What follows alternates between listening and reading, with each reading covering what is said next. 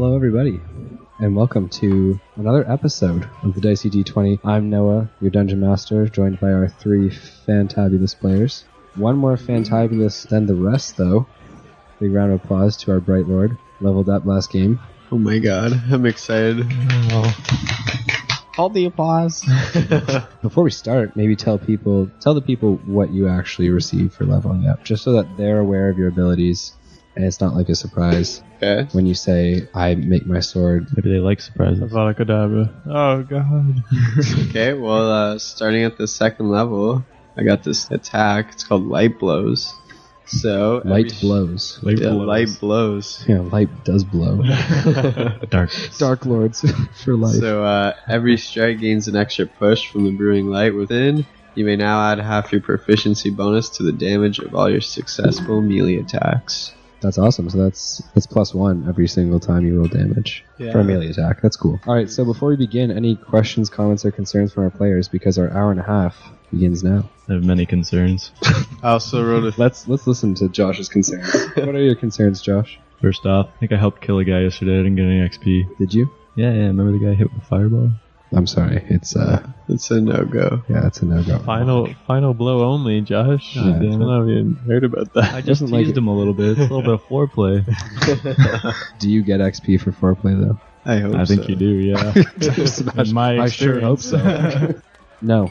Okay. No XP for that, unfortunately. Yeah. Alright, I'll stay at level 1. That's cool. Leave me at the bottom. Yeah. It's okay, Josh. We'll treat him like a slave. If you start from the bottom, you could be here eventually. So just like Drake said one. Who was this? I believe that was Jesus. So. Okay, let's begin. Last we left off, just for those who are joining us now and maybe hadn't heard the last episode, our players, Josh, also known as Tyson McKay, our planeswalker of the fire variety, as well as level 1. Right. As well as our Bright Lord, were taking a nap in the evening time, as were their captors, the hobgoblins, and unbeknownst to them, foul play was afoot. Bullywugs had attacked at night. Their little poison darts flying through the air, mucking people, mucking things. However, they did not seem to want to kill the prisoners, and they took them all hostage. There was a little fight between the Bright Lord and a Bullywug, a little fight between you and 4. It wasn't really a fight, you just kind of yielded to their demands, which were to join the rest of the group. Well, what would you done in that situation, Noah? I don't know. I would have skinned them alive and made some nice soup. No. Oh my god. You're right. The peaceful and the peaceful mouse folk, everyone. Only when provoked. Only when provoked. Shoving spears into my torso. So picking up where we left off, you're now being escorted at spear point through the marsh at night. The air is warm and humid as you guys walk through the swamp. You're not unfamiliar with the swamp's topography. Your feet make squelching sounds as you walk. Your bottom of your boots are wet, moist if not wet. Yes. Any chance to use the word moist. But as you guac, you find yourselves as you're guacking towards we went through the playback and it was guac. So now I'm just going to use guac in every single one. I enjoy it. So as you're guacking towards these distant lights up ahead, you can't help but feel maybe slightly more secure than you were with the hobgoblins. These guys maybe don't seem like as big a threat. The only threat is seemingly that there's so many of them. Now that you have a better look, you realize that their number appears to be about 30. Okay. Oh, we could take them. That is less than 40. Yeah. We could take them. How much soup you can make with that? Frog legs. Frog legs. We're going to feed a whole village. As you guys approach the lights, you find that they're actually torches, which are burning, and they're being held in place on the sides of a large tower. Now, the tower is made of logs, fallen trees in the swamp. So they're not exactly dry wood, nor are they worked in any way. It seems like the bullywugs have just piled these together to make a tower of some sort. Genius. Yeah. Well, they're averagely intelligent, I suppose. For those who don't know, the bullywug's intelligence is -2. Is that averagely intelligent? That's You know what? That doesn't surprise me. It is averagely intelligent. less than average. But there are other torches, and they seem to light up a small village community of bullywugs. As you guys are led past this large tower, atop of which there are 2 bullywugs, both with spears and paint, which they've used to outline their eyes. You can see that kind of in the darkness. Glamorous. What the fuck was that? Who said that? You are walked past a number of basically you're on a makeshift path through a bunch of wattle and daub houses that's made of mud and other sticks of sort.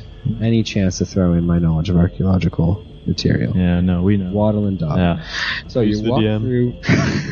So you walk through this small path, and from the darkness and from the sides of houses, you see the eyes of these frog humanoids looking at you, and you are eventually prodded and poked into a large open area in the middle of these houses. In front of you, there is a very large, I guess I would call it a throne, but it's probably not the kind that you're familiar with. It's atop a lot of dead logs, which have kind of been again piled, this time horizontally, not vertically. So there's a little bit of an elevated platform, if you will, and atop of that there's a stump, which has kind of been carved to look like a royal seat of some kind. In that Pretty cool. seat, sorry, what? So that's pretty cool. It's pretty cool. It's very cool. In that seat, there is a bullywug. He's remarkably large compared to the rest. He's at least double all the other sizes. Whether this is because he's just eaten a lot more, because he's the big man on campus, that could be it. But he also just seems to be a lot stronger than the rest. And there are many bullywug females. Ooh la la. Ooh. Feeding him. And then he shoos them away with a little hand gesture every once in a while. But as you guys approach, the leader, or the king of the bullywug, seems to put out one of his slimy hands towards all the female bullywugs, and a silence falls over the bullywug encampment. The leader of the raiding party that took you guys prisoner, right, the 30 bullywugs, pushes you all forward so you're right in front of the throne, and then they proceed to kind of kick the back of your knees one by one, kind of just pushing you down so that you're in more of a kneeling position. Would you like to wait until you're kicked, or would you like to kind of just kneel of your own volition? Yeah. I'd like to turn around so he can't kick my kneecaps. Okay, you do so. 3 bullywugs immediately come towards you with spears, and they kind of point them at your chest. Not attacking, just simply reminding you who's in control here. I kneel the wrong way. They escort you up to your feet. Their hands very slimy on your bare arms, and then they forcefully put you down on your knees the correct way. Yeah, but he knows I don't respect him. Roll a strength check. Resist. I'm gonna wait till I get kicked. Okay. I 2 like it. bullywugs forcefully kick the back of your knees. Other people have already undergone this, so it just seems at this point like you're either oblivious or you don't care. So you do go down. Okay. The king of the bullywugs then looks over you all, and another bullywug from the side, who's not one of his females, comes forward. This bullywug is wearing long draping robes of sorts and has a cane made of wood. Walks forward and actually speaks in common, which is fairly uncommon for bullywugs. Wow. He says, "The illustrious and glorious Vox welcomes you to his swamp. Please kneel before him." We're already down. Yeah. Where's Shrek? As you guys, do you actually speak, or is this just banter? No, I say we actually are now kneeled down already. Okay. One of the bullywugs from behind roughly jabs you in the back with a spear. Not like the butt of his spear, not like the actual spear. But he misses. So another one attempts to do the same thing, which hits with a perfect 20. The wind is knocked out of you, and you're unable to speak for the next minute. Oh my god. Can I do other stuff? Define other stuff. Sign languages? You could do sign The language. wind was knocked out, so it's got to go somewhere. It's just toot the air. It's just What are you? Toot the air out? Okay. We're never going to get an R rating. Fuck. So, he introduces Vox and then says, "You are mere guests in our lands. Please tell us what your business is, and to what do you contribute to our glorious leader?" You can't talk, Josh. So. You are a Bright Lord, though. You can figure this out. just start a fight while Josh is down. Just know. lying there. Sab's running away. I'm gonna say, well, I was walking through the woods trying to find evil to kill. Yeah. There's a bunch of gasps amongst the bullywugs. Evil. Because They all understand evil. I am a bright lord, if you do not know. Okay. Show your guns. For those of you roll who me, can't roll see me a it, d20. he flexed. For those of you who didn't understand what was happening there, they can't really see your biceps through your armor. But your armor is shiny, and it looks nice. Okay, so I explained that, and then I came across some, fireballs coming out of this cave, and so I put my hand up as if to say that's me. Yeah, I point over to Josh. As I lie in the mud. Okay. And that's me. Yeah. And I went to go help out, and there's these hobgoblins in the cave, and they had all these prisoners that are here now. Mm-hmm. And I saved them. Yeah, I decided to save them, but it didn't go too well. So the translator, the bullywug in robes, who is currently speaking with everyone, says, the hobgoblins. We don't tolerate their kind in our lands. Me neither. They don't pay the glorious Vox the tribute that he deserves. Do you come through our lands bearing tribute? Ask what is this tribute? You say that many whats? What? What is tribute? Did you think you could merely walk through our lands without paying some form of tithe? Well, I think, clearing the lands of evil is good enough. We keep our lands the way we want them. He says I'm to talking about all the other land. There's more than just here. you, we only care about our swamps. Well, there's more than just your swamps out there. Okay, I think he's aware that there's more than the swamps. I think he's trying to point out that, But, your swamp is very nice. I'm enjoying it so far. I would just like to know what this tribute to Vox is.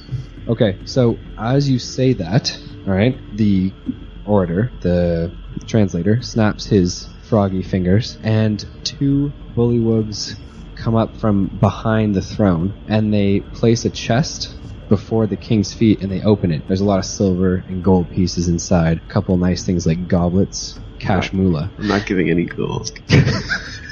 I say thank you, but I'm good on gold.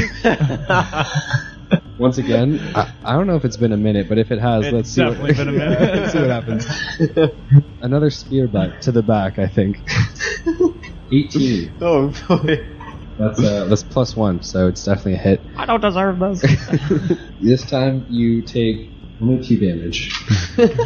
Silence, says the translator. He then says, these are tributes paid by other trespassers in our land, and we will get it whether you like it or not.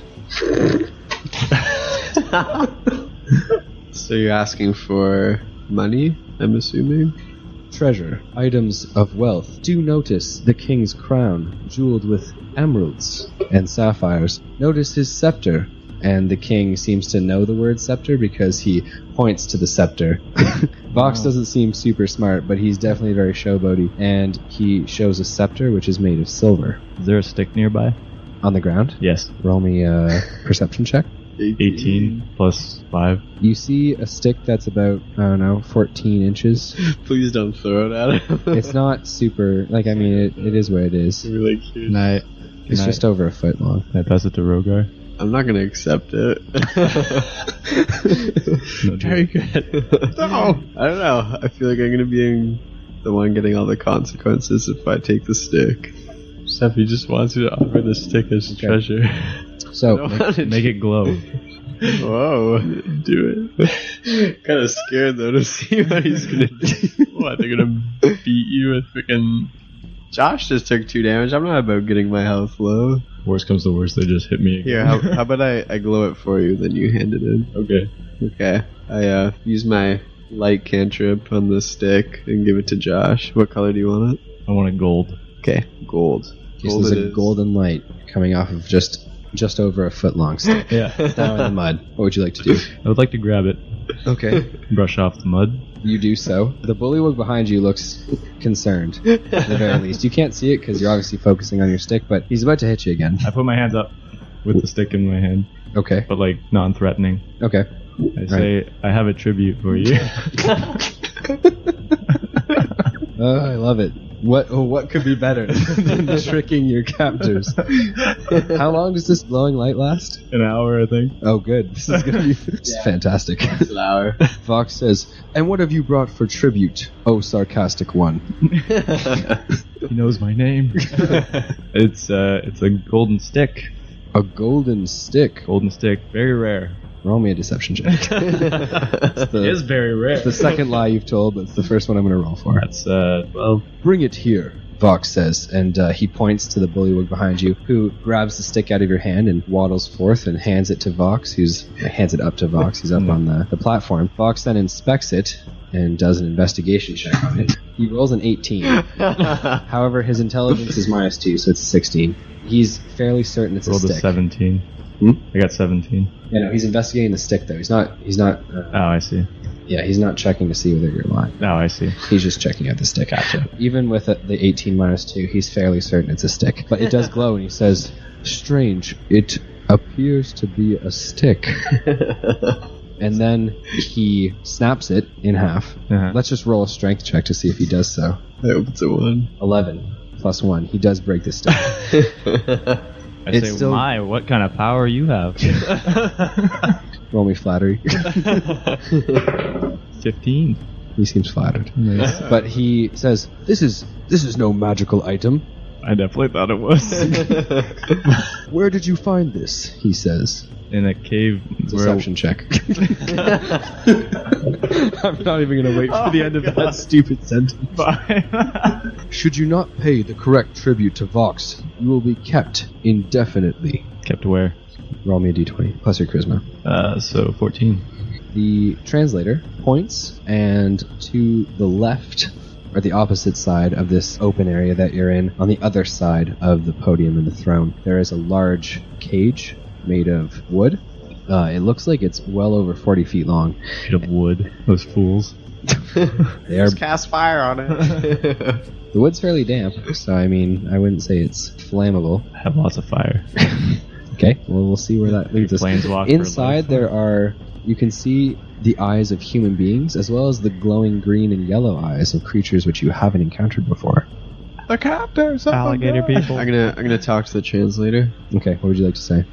I'm gonna say, well, most of these people are slaves and they've lost like everything, so they can't really give anything to Vox. The translator says, "That is not the illustrious Vox's problem. Take them away to the cages." And so the bullywugs move all of the people who are obviously prisoners. They start to move Tyson McKay over to the cages. I resist. 2 bullywugs had gone to pick you up off of your feet, so you're just gonna like try and shake them off. Yeah. Okay, roll me a strength check, because they're gonna roll strength checks to try. 6. Cool. Well, that's better than the 1. that Nice. this bullywug got. He accidentally elbows his fellow bullywug, doing 1 damage. Ooh, nice. Okay. That bullywug is then gonna trip to the ground with a 2. Boy. However, he does match your strength check of 6, and in fact he adds 1 because he has a strength of 12, so he gets 7. So even though he elbows his buddy to the ground, he does eventually get a hold of you, and they begin to walk you over to the cages. Am I walking over as well? No, they seem to think that you might have cash moolah, or some type of tribute ability. Okay. I'll let them walk Josh and them away to the cages. Okay. Do you continue to resist, or are you just gonna... Yeah, I'm absolutely continuing to resist this guy. Okay, so what are you going to do? Are you going to... Like, he's got me by my arms. Mm-hmm. I'm just going to try and rip my arms loose. Okay, so grapple check again. This time he gets an 18 total. Oh, boy, 17 let's plus 1. 15. The bullywug, surprisingly, though being shorter than you, does keep a hold of you and continues to pull you towards the cages. You are now 10 feet away from the door of the cage, which is open. You'll have one more chance to escape. Okay. I see him now pulling out the tablet with the spell list, so things are about to get good. I hold my my arm behind my back, and I blast a firebolt into his stomach. Oh my god. Josh, you're a dead man. Okay, roll me a d20. It's not going to be at advantage. You're already fighting with him, so he's not completely unaware. 15. That's a hit. Boom. Barely a hit, but that's a hit. That's a D20 or D10. Sorry. Nice. Roll me your damage. Does he have anything flammable on him? No, he's wearing just not even like real armor. It's just cloth. 7. Did 7 nice. damage. So he takes 7 damage. He does not die. Okay, but he lets out a scream.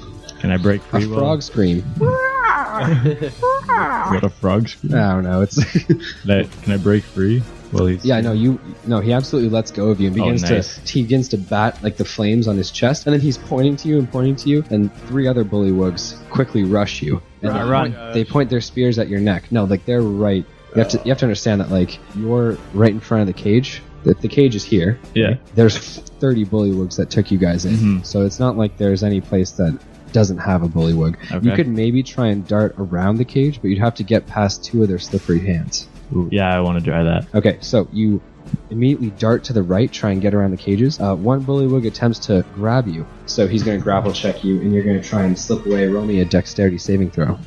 That's a 10. So he grabs you. Oh, fuck. Another bullywug attempts to do the same with a 7, and you can try and knock that guy off if you'd like. Try and grapple check that one if you'd like. It's a 7. Ooh, an even match. Ooh. One more time. Rock, paper, scissors, or do you want to roll? We'll roll again. We'll re-roll. Ooh, a 12 plus 1. 7. Okay, so 2 bullywugs quickly grab you. I'm not strong, okay?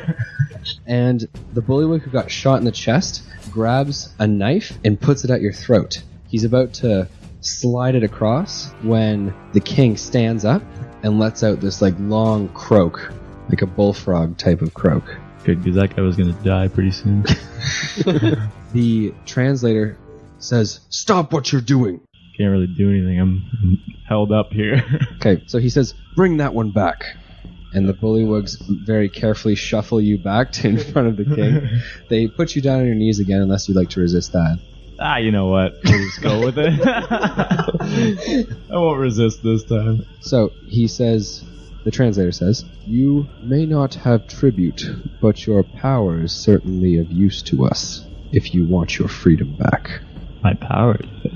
Well, yeah, you just shot a fireball at them. There aren't many bullywug magic users. There are bullywug shamans, but you haven't seen one yet here, so.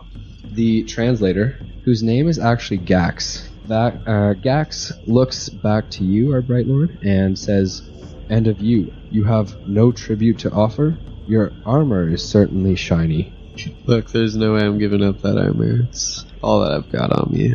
I had to kill someone to get it back. And then what else do you have to offer? Sexual favors. Go on. No, if you actually say that, roll me a d20. We'll see where this takes us. But I am down.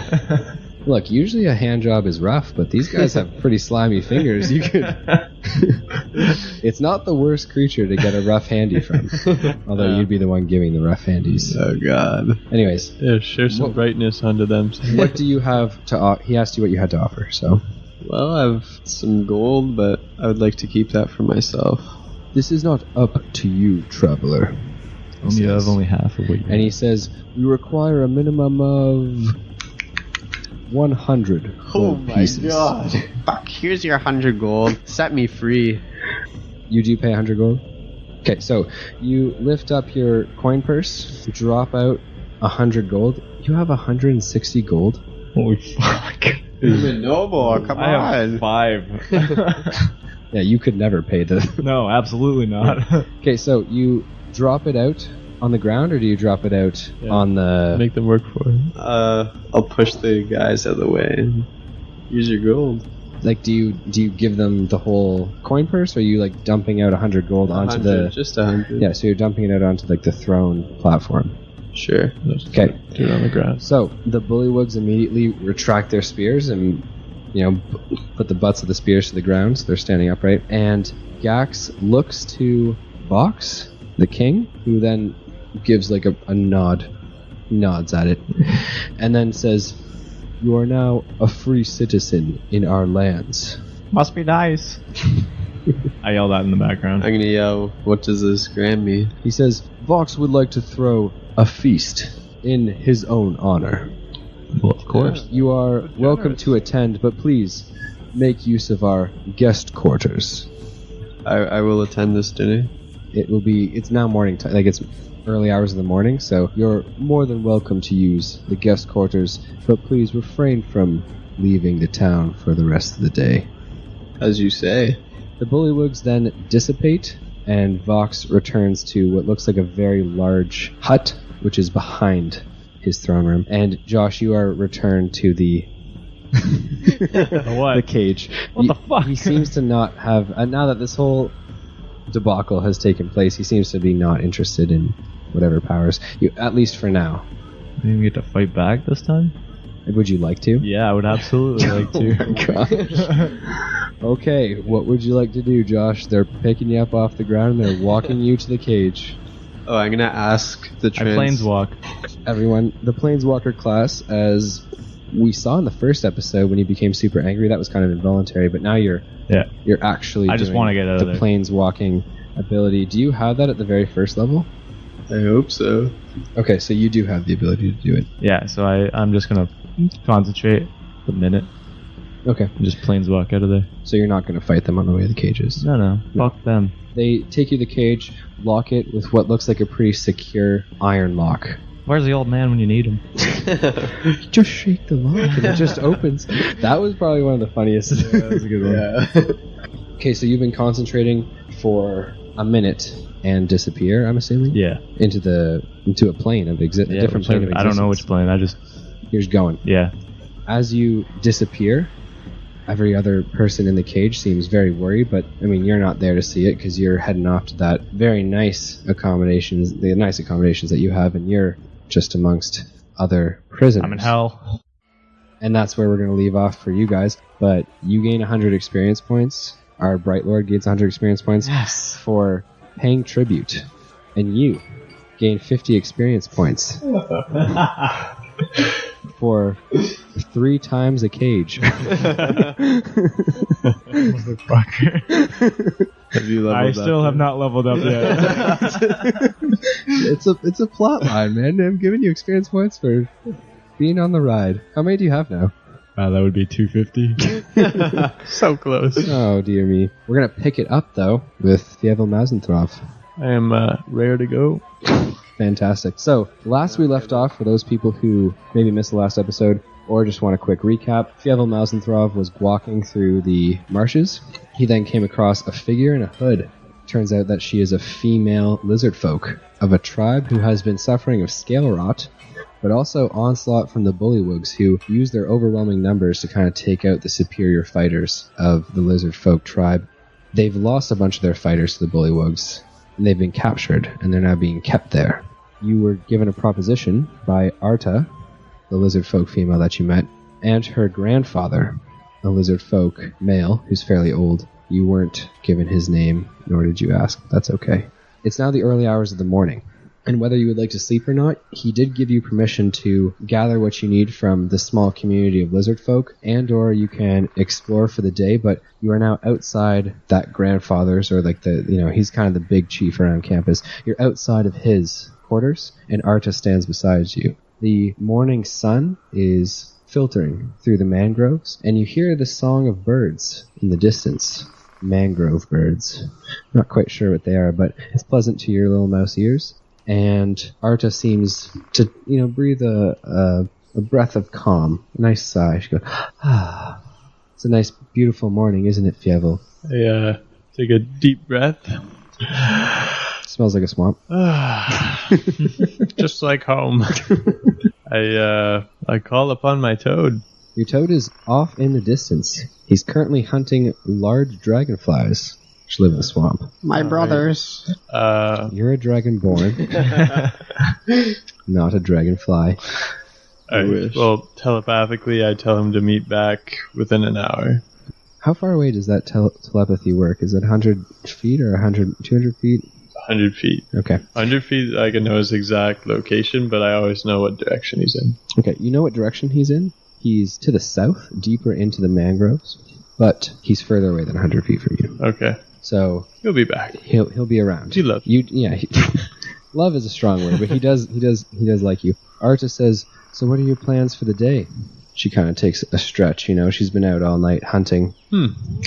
Well, when I was fighting those bullywugs, it didn't really go as planned, so maybe some target practice, we gotta work this sling arm out. I like the way that you think, Arta says. Arta tells you that she'll only be a few minutes. She's going to drop off the swamp rat that she had caught right in front of you, skewered with that arrow, and then she'll be rearing to go. She's eager to see your stealth and your skills in combat. You better be ready. Okay. Be disappointed. Perhaps. Maybe not. She walks away, and you can't help but notice the shapely features of her lizard folk form. Mostly her butt. I'm the DM, so I'll be making the butt comments, but roll me a d20. 19. It's nice. Wow. Shapely. That's good. Okay. She seems to drop off the swamp rat out front of one of these stone structures. They look very old, as we talked about previously. They're covered in vines and other foliage. She drops it off at a makeshift stone table. It's more like a slab where an elderly lizard folk man is slicing up swamp rat, bats, other creatures that seem to have been caught by the tribe. Behind him, in this little stone hut, you smell very pleasant smells. Food that, seems like if you didn't know it was in it, it would probably smell, and you'd probably be more apt to eat it. My tail wags anyway. Okay, fantastic. She then turns to look at you and, kind of flicks her hood out of the way, kind of shyly, but, she's confident. Whoa. Shy but confident. I don't know if that's a thing. And she beckons you to follow. I beckoningly do so. God, do you know words? I'm a mouse! Playing the intelligence game. As you approach and as you kind of follow in her footsteps, and I'm assuming you walk up beside her, right? Mm-hmm. Fantastic. So as you walk up beside her, she looks out past the village and then kind of recounts a story of, the time when she remembers being a young hatchling and the lizard folk were very strong and proud people. But then through years of warring with, first of all, like the hobgoblins who seem to have come into the mangroves, and then humans, and then bullywugs. It's just outside race after outside race. They seem to have been, downtrodden. But she tells you that there are large creatures in the swamp, apt for the taking. She says that most notably, on the outside of the swamp and to more of the southern border, there are large boars which tend to congregate and roam. She says if you're up for it, she'd love to see you tackle one of those. I was thinking a couple cans, but yeah. She says if you need practice, there are bats which hang from some of the trees in the early hours of the morning, and you can definitely snipe a few of those. Tell her no. I'm a big prize kind of guy. Big prize kind of guy. Yes. She says that about a week ago, 2 lizard folk children, hatchlings, disappeared in the swamp, and they're not sure what did it.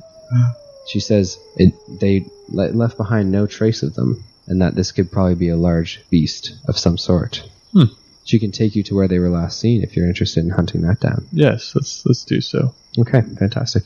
As you walk towards that area, you can't help but notice that the swamp, though kind of gross, is awfully beautiful in the early hours of the morning. As we've discussed before, the light is coming through the trees, and you notice that if you walk just right, you can actually avoid all of that gross, slimy stuff. She seems to be walking mostly on the roots of the mangrove trees, so if you choose to, you can follow that path as well. As you approach, however, you notice a small, tiny hood, probably a smaller part of like a hatchling's clothing. It's in the mud. Do a perception check to see if we can figure out any traces of the beast. Okay. Or for whatever did it. 7. You don't see any traces of what could have done it, aside from the fact that there's in and around the area, there seems to be a lot of vines, a lot of growth around here. And the hood has a couple leaves on it, which don't look like they're from the surrounding area. So, can I do a perception check on the vines? Sure. 13. The vines seem to be more green than the surrounding vines, which are more of like a dark green. They're more of a mauve color. Is mauve purple or is mauve green? Mauve's purple. Fuck. Purple. More of a deep forest green. Like the vines around here are like brownish green. Okay. We're going to say mauve just because. So we're changing the colors. does that green, the bright one, like follows, right? So can I just follow that vine to like what I'm assuming is the source? It's like a fraction of it's like a piece of a vine. Oh, okay. At either end, it seems like it's brushed off of something, or it doesn't look like it's growing here. It looks like it was dropped here. Okay. I ask her if she has seen this before. She looks down at it and examines it, and then she kind of lets out like a defeated sigh, and she says, "The creatures, they've returned." I say, what creatures? She says, "We don't have a name for them, but we only know that they're born of lightning." Wow. Thanks for your input, buddy. I ask her if she has any other valuable information that she can share on these species. Roll me d20. 6. She tells you that they're immense and they're one with the forest. I ask her if, let's continue on. Okay. She continues to walk forward, but then looks to her right, and she points out some more of these pieces of vine and foliage. They seem to lead off in an eastward direction.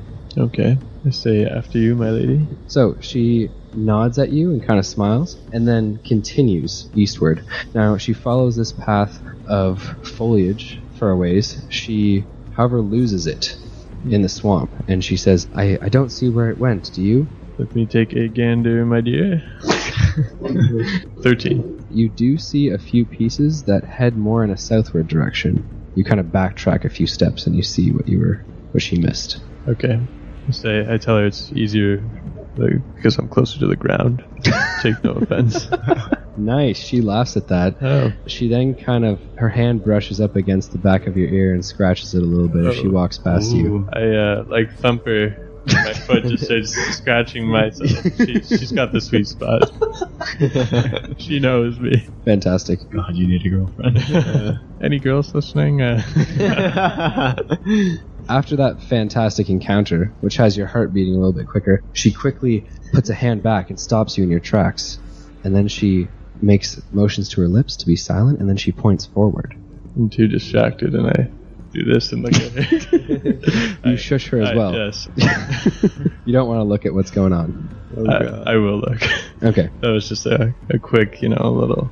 Bullywugs having sex. Oh, God. You missed out on some softcore bullywug porn. Roll me d20. 2. You see a bullywug, however, it's on the ground, and it's dead. Give a mouth to mouth. It looks like it's half underneath a big bush, a big, large mass of vines and bushes. It looks like it's been pummeled to death. It looks like half of its body's in this large mass of bushes and brambles. That was me. Have you killed a single creature yet on your own? I have. Nice. Oh, that one goblin. Good job. Shut up. This clearly couldn't have been you. The creature's completely dead. I've been in change for 95% of this story. Alright. You chose the freed slave background. Although I guess you did choose freed slave. Yeah, free. We just haven't gotten there yet. Almost. Sorry, I ran with it. All right. It's a build-up. Okay, well, I'm gonna take out my trident, and then I just tell her that we're gonna split up. We'll approach from both sides, but just to be aware. So she approaches from the other side, and she nimbly, lightly steps from root to root, not making nary a sound. In fact, she rolls a 7, plus her dexterity of 2. Oh. So fantastic for her. Oh, wow. Averagely stealthy. What would you like to move with stealth as well? I will. Can you roll me 2 stealth checks to get to around this small clearing? 10. So, whether it was because of your lack of stealth, it was most likely because of Arta's lack of stealth. In fact, she still has one more stealth check to make, but it's a nat 20. Oh, wow. It's definitely... Yeah, so Silent as a mouse. something from within the large mass of vines and brambles pulls the bullywug further in until only its arms, which are above its head, and its head are still visible. Pull it out, Doesn't quick. look like you're target practicing anymore. Arta locks eyes from you from across this clearing of mangrove trees. She then points to the large mound of brambles and bushes, and she kind of makes a fist to hand motion, kind of like an attack signal. All right? Yeah, I look back and say, got it. Okay, cool. What would you like to do? I pull up my sling Okay. and fire a rock into the bush. 13. Okay, so you miss the bush, Oh. and the rock goes whizzing past, and doesn't hit Arda though, so fantastic job on that. But it does land amongst the trees and makes a clattering sound. All of a sudden, the bullywug that was being moved further into the bush stops, and there's silence. Just like that. Just like that silence there. Do something. Okay, I tell her to like get down, and Travis is gonna make a sound, but it's gonna kind of like originate from closer to the bush. I just wanted to like see if this whatever it is will like react. As you're doing that, she draws slowly and carefully a scimitar and pulls an iron shield from her back. Ooh. Okay? She seems to have more of like an up-close melee attack going on right now as opposed to her ranged bow. She's gonna get right up there. All right. She likes getting dirty. What the fuck? Irrelevant. Don't talk about his girl like that. Gosh. Right. My girls, dude. You're supposed to be a... Whatever, I don't care. That's fine. Hot takes from Sam. Okay, so what would you like to do? So Travis is going to make a sound. Yes, he's gonna make a human baby crying. Yes, and it'll be. Where's he going to make that sound? Well, he's gonna hover on top of where the bush is. I don't know, like 30 feet above. Or, Right. yeah. Cool. So he'll mimic that sound. Awesome. Okay, so he mimics the sound of a baby up in the air. The silence continues, but a vine from the large bush shoots up into the air and tries to grab Travis. Scatter! Can Travis be hit by stuff? He's ghostly, like he's kind of like ectoplasm, and then if I just have to like We can sit get down hit by it, and he meditate, and he comes back. So yeah, he can get hit, but he can't die. Okay, so it doesn't hit him, but it definitely comes close to him. All right, I tell him to Roger back onto my shoulder here, Okay, Travis returns. and I'm gonna fire another sling into the bush. Okay, roll me d20. 14. You miss the bush again, but this time it hits the water near the edge of this big pile of vines, and from the large pile of vines, it kind of grows and stands taller, and now you realize that it's not something inside the vines, it's the vines itself. Oh god. And a creature itself. What you're staring at is a shambling mound, and it quickly rushes towards you and attempts to hit you. What's your AC? It's 15. Okay, so a miss, but a close miss. From the distance, you hear the crashing sounds of a creature through the underbrush. Oh my gosh! My toad! Your toad has appeared. Yeah. He is behind you and leaps in front of you to protect you from the shambling mound. Ooh. But it's now a combat scene, so let's roll initiative and let's see where it takes us. Okay, let's. 21. Oh, nice. Arta rolls an 18. Plus 2. Wow. Alright. We are good. You are good. The shambling mound gets a 9, but that's 9 minus 1. Oh wow. So that's an 8. Very nice.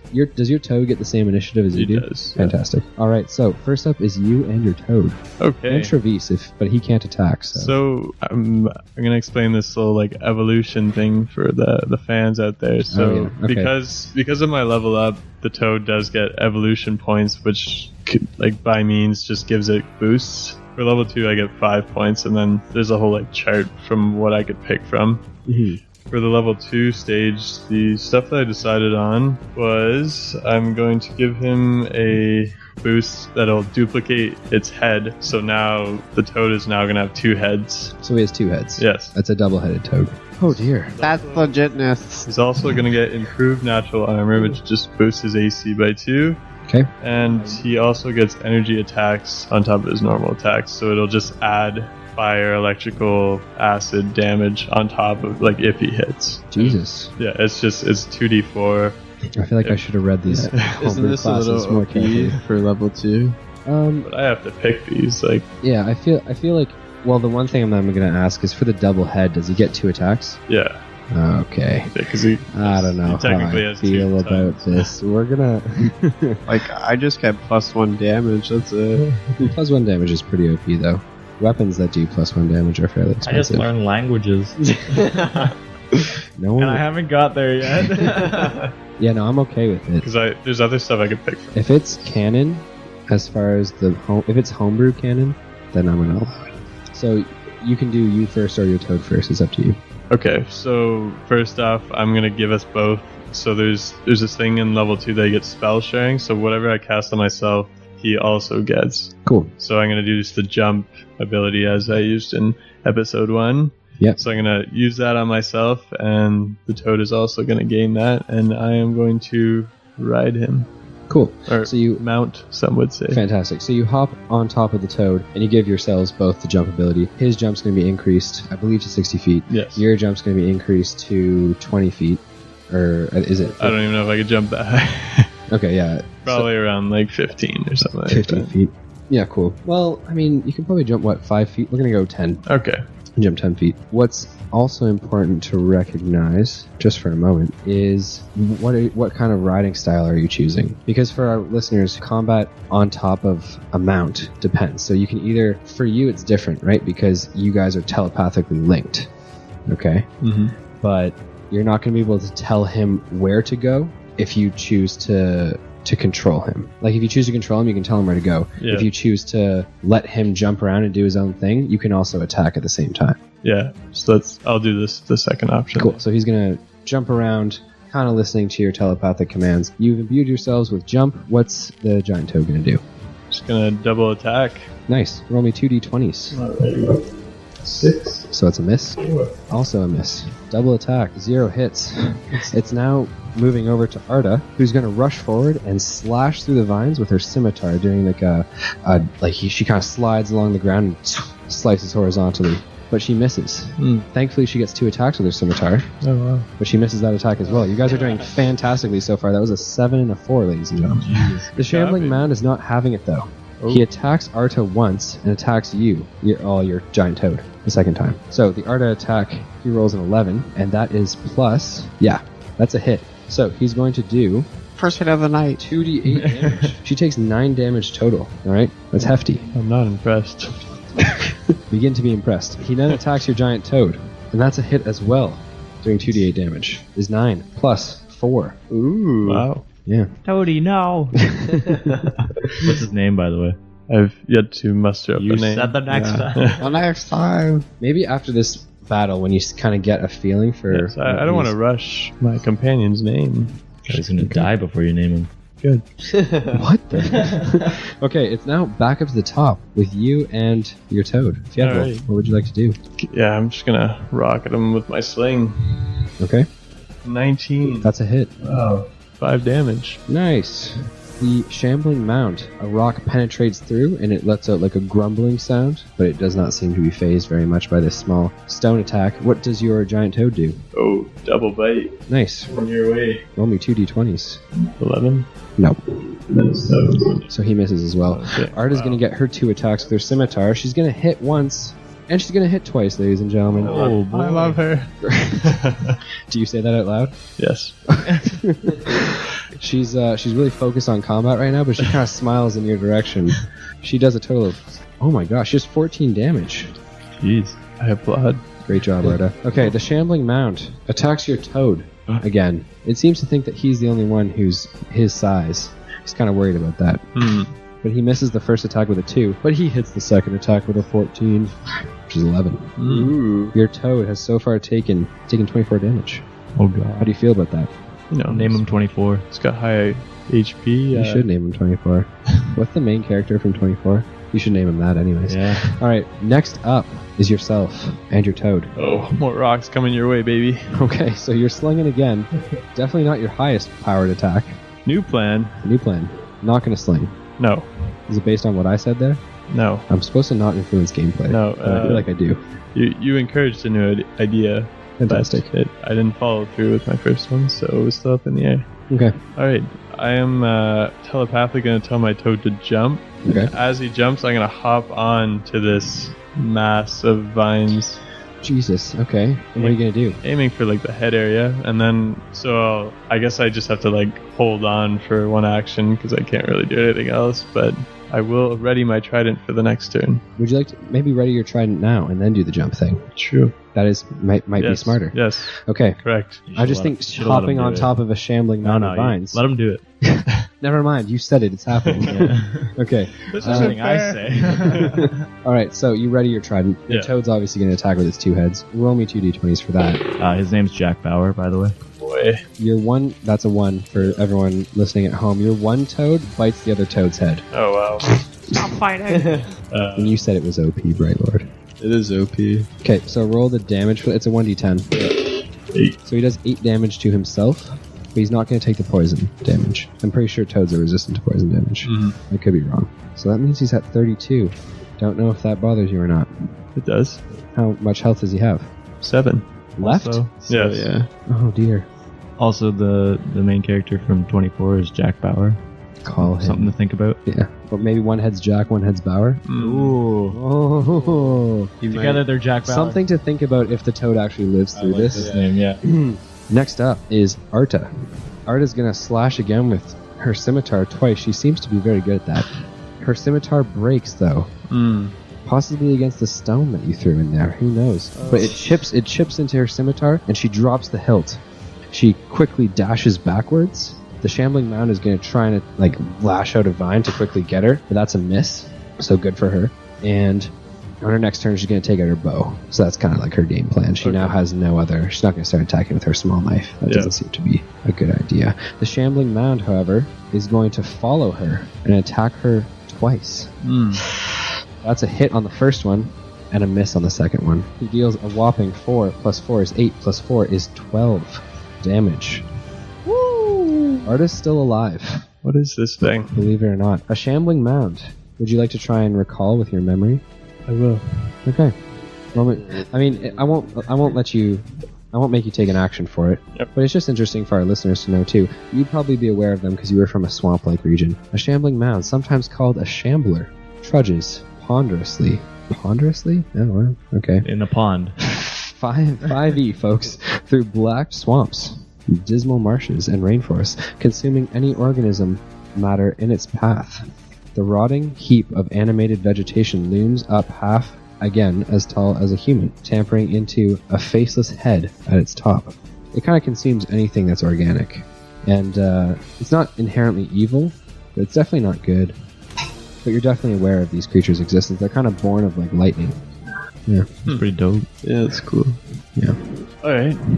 Well, Your turn. so... Your trident is readied. yes. So that's fantastic. Instead of going with the jump idea, I'm going to cast a second spell, Good Berry. Nice. Get those 10 berries, and I'm going to huck them all in the toad. One of the 5 and 5, you know what? Let's throw them all in, equal shares. So you're going to drop your trident and do 5 and 5. No. No, so you're just going to feed the toad. I'm going to... Yeah. Okay, so what do those berries do? So each of them give, each berry gives 1 HP, and there's 10 of them, so it's 10 health, and it nourishes the consumer for the day. Cool, so you give your toad 10 health through berries. Yes. Fantastic. So he's now at 22. He's down 22, I should say. Okay. So he's got considerably more health, which is good. So you feed him 10 berries, and that's your force turn. feed him? I'm assuming that, well, it wasn't really a choice that the toad made. I'm assuming the toad's going to attack twice. Yeah. Roll me 2d20s. Hopefully this can start paying off for you. You guys start to do damage. 12 plus 2, 14. Are you sure it's plus 2? Because I'm almost certain that it's not. Unless he's getting your proficiency. Does he? Because he shouldn't. No, he doesn't get my proficiency. Yeah. I wrote down all the stats. Because his bite is plus 4 to hit. I'm looking at it right now. Oh, really? Yeah. Which means that... It's plus 6 then.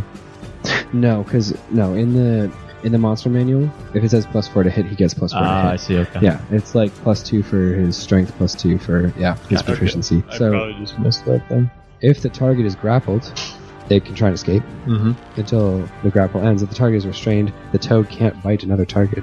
But the creature, this guy isn't medium, so he can't swallow the shambling mound. All right. Quite impressive. So it's Fantastic. 16 then. Okay, so That's a hit. Jack hits. and Bauer does not hit. Okay, so Jack hits. Roll me 1d10 plus poison damage. 8, Nice. and then the poison one 9, and then there's the elemental damage, and I'll make it fire. Okay, cool. Or he has to make a wisdom saving throw. His wisdom saving throw is 18 plus 0, so 18. Okay, so he succeeds, but he still gets 1d4 damage. So he takes 2 fire damage. Fantastic. Good stuff. So your Jack hits with a massive bite, a little bit of flames coming out of his mouth, a little bit of poison too. I'm starting to think this toad's a little OP. I think his total damage output each turn could be 40 damage. Yeah. Because 1d10, 1d10, 1d10, 1d10. Yeah, that's real OP. I mean, at the beginning. Yeah, I mean, Think about it, you can't really. Yeah, but you keep leveling him up though as we go. Yeah, You just get his, stronger. his bite won't level though, and it's not like he can. I guess. He'll never be able to do more than that. We'll have a discussion about it, and hopefully the fans won't be disappointed when we decide. But I think honestly, it's fine. I'm gonna let it happen. It's all a homebrew, people. There are no rules. Oh. Okay. Okay, so it is now Arta's turn. She draws her bow, so that's her turn. Okay. But she takes cover behind a tree, complete cover, by the way. So she's going to pop out from her cover. She's going to shoot a couple arrows the next turn. So hot. it's the shambling... it is hot. The shambling mound's turn. He attempts to vine whip you and knock you off of the giant toad. And then he attempts to hit the giant toad with his next attack. Oh, wow. His first attack. What's your AC again? Doesn't matter, it's a 19. So he hits you. Fievel, you take 8 damage. Does he have to do a strength savings? Yeah, you can do... Yeah, we'll do a strength saving throw to see if you remain atop your frog, toad. 20. Oh my gosh. Oh. Not only do you remain on there, but the vine breaks in half as it hits you. You take half damage from that, Oh, what? so only 4 instead of 8. Wow. Right? And the creature takes 1 damage Wow. because you broke one of his vines on your super strong mouse body. So you flex for your girl. Yes, Look at me now! I suck my gut in and make it seem like I'm all muscular and shit for her. I thought she was hiding behind a tree. She didn't see any of that. Oh. Wait, let's see Can if you she... do that again? No, she I did got not. a girl to impress you. Alright, and the next attack was directed towards your toad, but the shambling mound accidentally sticks its shambling mound vines. He rolled a 1, by the way, audience. God. So he sticks them inside Jack's mouth, kind of diddles them around a little bit. Oh, wow. Yeah. Jack obviously doesn't like that, clamps down and gets an automatic bite damage Oh. and poison damage. Okay, fine, and elemental. Jesus. 4 plus 7. No, not that one. What the? 8 dice were just rolled in case anyone was listening to that. He's drunk. 4 normal, 7 poison, and 4 fire. So 15 altogether. Is that correct? Oh my god. Seven and 4 is 11. Yeah. And then 4 again. No, yeah, the math is right. He's got to roll to make sure he doesn't take double. The Double elemental. Jesus. If he rolled an 11 plus 0, what's that? Does he take the extra? Yeah, he does because it's 13. Okay, cool. Okay. Roll me an extra d4. 3. Cool. So he takes 18 damage. Oh, wow. More than my full health. Try to stir the pot. Okay. The shambling mound seems pissed, but he looks overall in good health, as it is now Arta's turn. She takes half cover, still half behind the tree, and looses off 2 shots from her bow. With supreme accuracy, she rolls a 7, which is a miss, and a 19, which is absolutely a hit. It's a longbow, so she's going to do 6 plus 2 damage. So she does 8 damage, which is fantastic. And now it is the shambling mound's turn. Pissed at Jack. Just pissed at Jack. Attempts to attack it twice. It did not really get what it wanted out of you, so it attacks twice with that. He misses Jack on the first attack. Oh my gosh, I dropped a dice. But it's a 6 on the second attack, so a 5 and a 6. He misses both attacks. Feeling good. I hope so. Alright, well, seems like I'm just going to amp these Jack and Bauer up, so I'm going to... yeah, I do. I have 3 level 1 spell slots now, so... Cure Wounds on Jack. Cure Wounds on Jack and Bauer. Roll me a d8. 8. Oh my gosh. Wow. What a roll. 8 plus your spellcasting modifier, please. Plus 3. Nice. Jack's down 11 health. So he went from negative 22 to negative 11. Can't argue with that. He's doing real well. Okay, and next up is Jack's turn. Yes. So 2 attacks. Jack attacks. Jack bites Bauer in the head. Oh, man. Doesn't take poison, so 4. The 4. Jack and Bauer are at negative 15. What does Bauer do? Does he bite back? No. He probably bites the shambling mound. Roll me a d20. He'll take care of the other head later. 16 plus 4. That is a hit, ladies and gentlemen. So 7.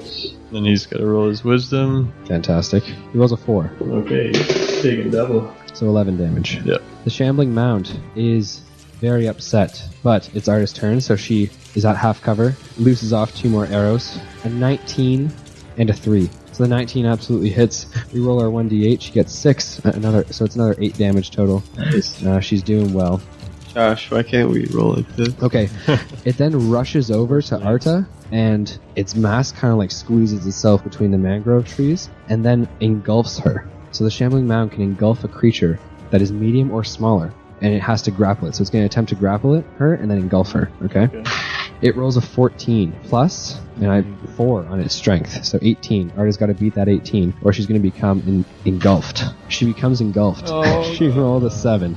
So she finds herself grabbed and lashed onto with the vines, and then you see her disappear into the shambling mound's body. Oh, God. You're not sure what happens. All you can hear are her screams, and then no more screams.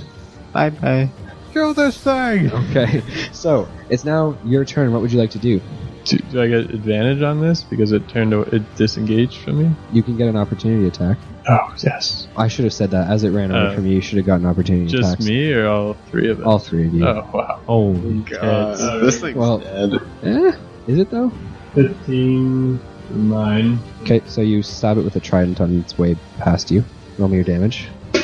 Is it trident only 1d6? Yeah. That sucks. 1d6. Yeah. So it's 5 plus 2? Okay, then we'll get their fight. Okay, so... Wait, they get 2 rolls, right? Because it's opportunity, not advantage. Oh, okay. Yeah.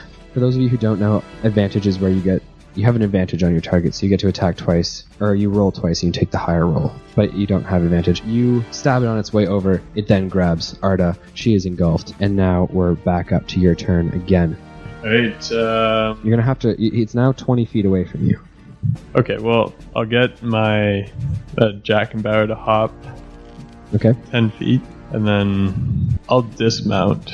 Well, you can't, you can telepathically be in control with them, right? Okay. But because you've decided to attack and have actions, you can't tell him where to go. He's going to do his own thing. Like I can't switch up. Yeah, he's going to fight for you, and he's going to attack whatever's upsetting you. Yeah. But he's not going to listen to, hop 16 feet to the right, northwesterly.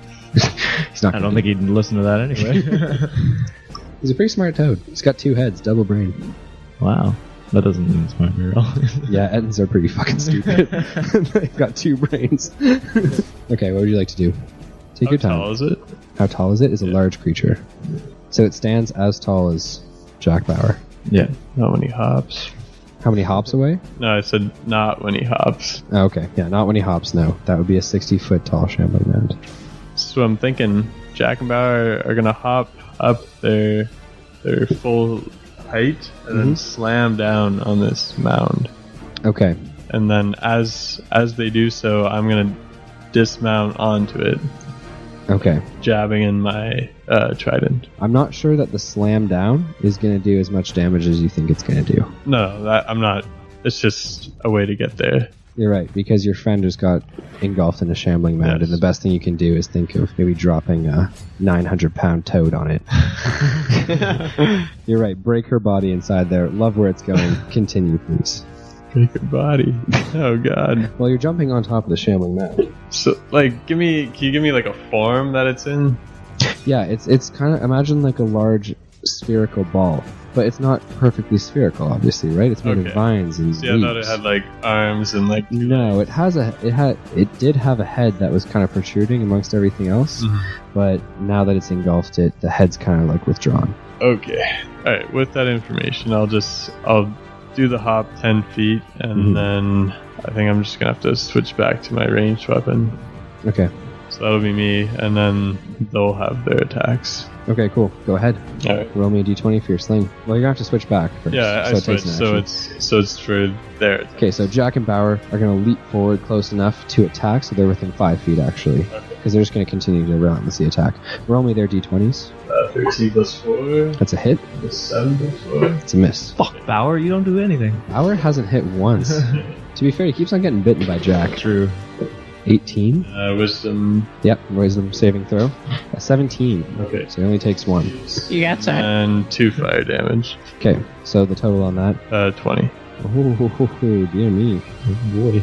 The creature is still alive. Wow. Still kicking. Fucking die! Seriously hurt, though. Seriously injured. Next up is the Shambling Mound. It is going to attempt to slam Jack Bauer twice. It hits the first one and misses the second one. Jack Bauer takes 9 damage total. Ouch. I can live with that. Next up is... Fievel's got his sling out, trying to fire some more rocks. Okay. I missed that. And Jack and Bauer are going to go rock. Rolling damage before he's hit. And the other one hits. Nice. Roll me your damage. 2d10s. Oh boy, Bauer. 5 on the fight, 9 on the Acid. acid, and wrong dice again. Poison, I should say. Wisdom saving throw, Yep. That's a 16. and 1 fire damage. Cool. 14 damage. Still alive. It's now Arda's turn.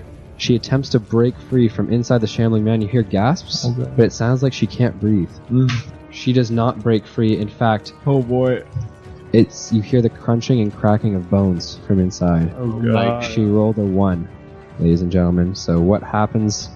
We will only find out if the Shambling Man is defeated. It attempts to attack Jack Bauer twice, and missing twice. That's a Yes. 7 and a 5, ladies and gentlemen. It's now your turn. Your friend is being crushed to death. Yes, I'm gonna dismount, hmm and I'm gonna charge and try and pry open to the part where I think she is, to kind of like get an opening. So you're going to stab into it. Yes. Try and pry it open. Yes. Okay, I'm going to let you stab on one turn, and then your second turn can be like prying. What's he okay? gonna stab in with? His trident. Oh, yeah, it's no, not out, though. yeah, it's not out. You got your sling out. Oh god. I want her to die. We're fine. You took everything from me. She can't be my girl. 12 plus 4. It's a hit. Nice. You pelt it with a rock as your friend is being crushed to death. It smokes you in the face. She gets her head out and hits it with a rock. It's 6. 6 damage total. Cool. And then Jack and Bauer are gonna attack. Roll me 2d20s. Hopefully this is it, ladies and gentlemen. 13. Miss. Oh my god. Come on, Bauer. 13. Oh, Nice. wow. There we go. Bauer attacks. 6. Nice. That's a 4. 4. So 10. It's going to roll its wisdom saving throw against the elemental damage, which it makes. Oh boy. And 4 fire damage. So total 14. 14. Ooh. The Shambling Mound collapses. Yes. Into a shambling mound. A smaller one. Into a bigger one. Congratulations on that defeat Ooh, there. Yeah. Boy. To be clear to everyone listening who doesn't have the monster manual open and available, that's a challenge rating 5 creature, Holy crap. and it did not hold back. The only reason why it didn't engulf you is because you were on top of a giant toad. Thank the Lord. Yeah. The reason why it engulfed Arda was because she was not on top of a giant toad. I should have told her. This is a lesson for the listeners back home. Always, if you can, be on top of a giant toad. Shit. That's why I haven't leveled up yet. Because there were 2 of you fighting it, you gain 900 experience points. Oh my wow. god. You want to give me 50 of those? Ladies and gentlemen, I believe that is A level up. level 3. Level up. Congratulations. Yes. Can we go back to Josh and I want to level up again? I planeswalk. The Shambling Mound collapses. The vines dissipate and kind of fall around the form of your lizard folk friend. She is unconscious, and her breath is faint. As you rush over, I'm assuming, Yes. to tend to her, you see that both of her legs are broken, and you can see the bone through them, as well as her left arm, and she's having trouble breathing because it looks like her ribs are also destroyed. Jesus. Well, I'm going to approach her, and with all my might, I'm going to try and lift her on top of... Oh my god, you're gonna lift her broken body. Justin, she has broken ribs. What do you want me to do? Fucking... Can't you heal her? Yeah, heal her, do something. Shit on her, I don't know. How does that help, Sebastian? Either way, ladies and gentlemen, we did go over our time. Thank you so much for listening. To end off our episode, we have another level up. a fantastic fight scene between a shambling man. You guys got kind of far with your bullywug encounters. Josh is still a villain. Josh is still a slave. I'm gone. I'm a free man. I'll never come back to this realm. You probably will. And if you do, you'll be right back in that cage. But for those who aren't Cage is aware, still there. when he planeswalks, he returns back to the material realm in the exact same place that he left it. So that's cool. Yep. You are actually not a prisoner of the Bullywugs. However, it's like Hotel California. You can check out, but can you really leave? Those are the questions to leave you guys with. Thank you so much for listening. Love each other and love yourselves. I heard that today Bad. on the CBC and I liked it. Bad. Quote of the day. Always play D&D and be on top of giant toads. Walk out. Better. Your Bright Lord Rogar. Next time on Dicey D20. I am the leader of the lizards. His last words were, "You lead my people." Too long have the mice been downtrodden. Give me some clothes. An old man says, "No, he's fine the way he is."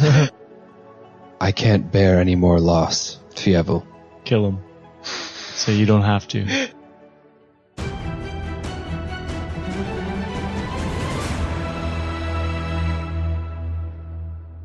All background music and audio comes from Tabletop Audio. If you're running your own campaign, visit tabletopaudio.com to find music for any situation.